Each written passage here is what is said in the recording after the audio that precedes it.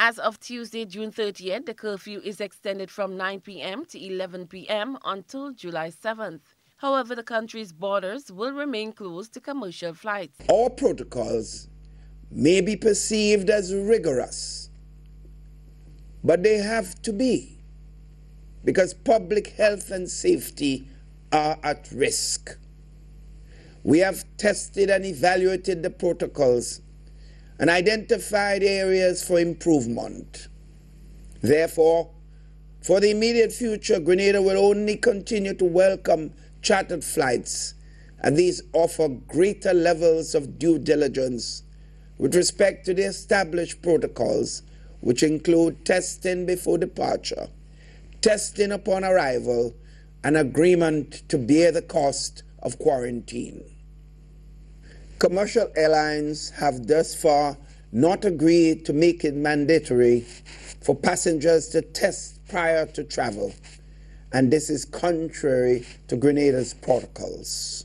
Prime Minister Dr. Keith Mitchell, in his national address delivered on Sunday, cited daily reports of increased rates of infections, particularly in the United States, which is one of Grenada's main source markets for visitors, as largely responsible for government's decision.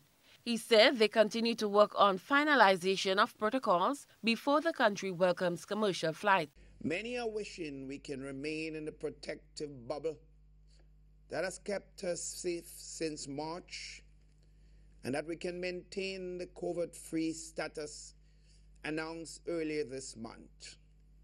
However, this is not a practical long-term option, as Caribbean countries may not have reached consensus and when we reopen more borders.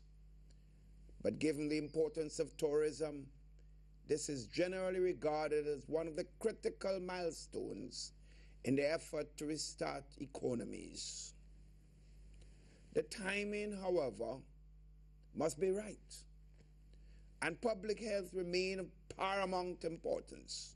Training sessions have been organized for workers in the accommodation, transport, and food and beverage sectors as Grenada prepared to enter the next phase in this fight against COVID-19.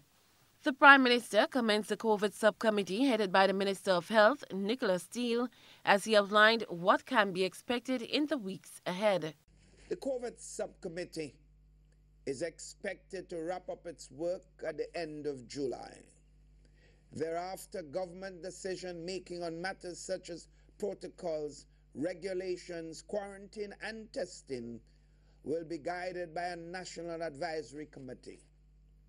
This committee will draw upon the expertise of some of the same persons who have been involved thus far, but our approach will be different. The details will be announced later when we have finalized the composition of this new advisory body and the terms of its engagement. Cherry and Blackman, Stephen, GBN News.